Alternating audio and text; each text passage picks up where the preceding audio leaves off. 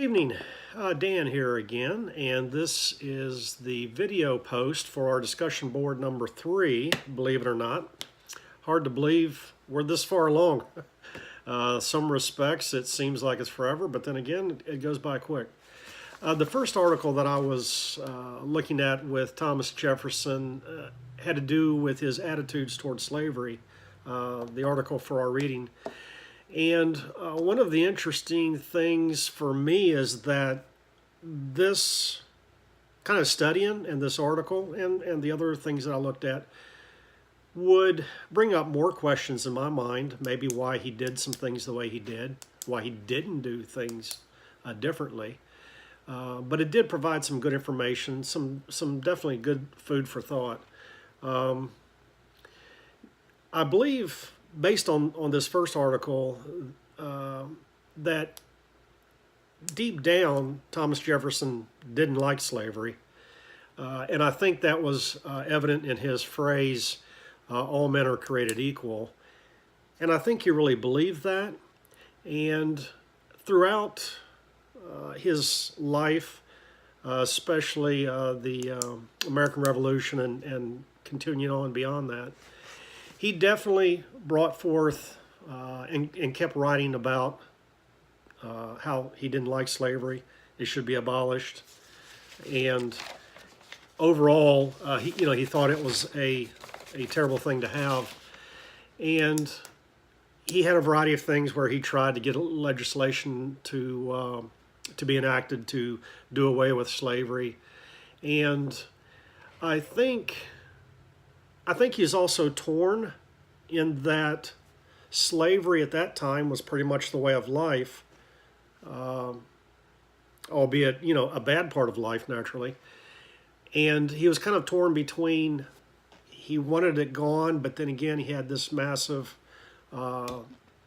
plantation, homestead that he needed worked. And back then, that was the work that you had for the most part. And I think he believed that eventually slavery would be gone, but that it would take a change of heart and mind on the people's parts, especially the landowners' parts, the ones that needed or had all these slaves to do the farming. It would have to be a change, from their perspective as well. He didn't want the government to necessarily come in and say, do away with everything, and then only a few people do it, maybe a few people not do it. But I think he probably realized too that it had to be a change of mind and heart, and it was going to take a while. It was going to be a lot of work, hard work. Another interesting part is that of this article is that Jefferson, his belief that black people were racially inferior and as incapable as children, to quote this article. And I'm not sure why he would believe that. It's kind of interesting because there's some back and forth on this. He didn't believe in slavery, but then again, he would have a thought similar to this. Me personally, looking at this, I think maybe he had those thoughts because maybe he didn't know them, as human beings.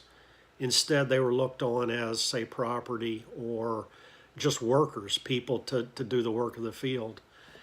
And maybe that's how he was looking at it. And that's one of these questions that pops up in my mind from this article is that why would he believe this? And kind of using that as a segue into the second article about Thomas Jefferson and Sally Hemings, that article didn't really answer any questions in my mind as far as who fathered Sally Hemings' children. I think there's a lot of coincidental type of evidence as far as why people think that. But I'm thinking maybe he didn't, and part of the reason is because of his belief that they were inferior and as incapable as children. I mean, if he believed that, then why would he be with her and maybe father some children? I don't know. That's just another question in my mind as well. But I thought it was a very interesting study. It definitely brings up more questions that would be great to follow up on later and try to get some more information. But I thoroughly enjoyed it, and thanks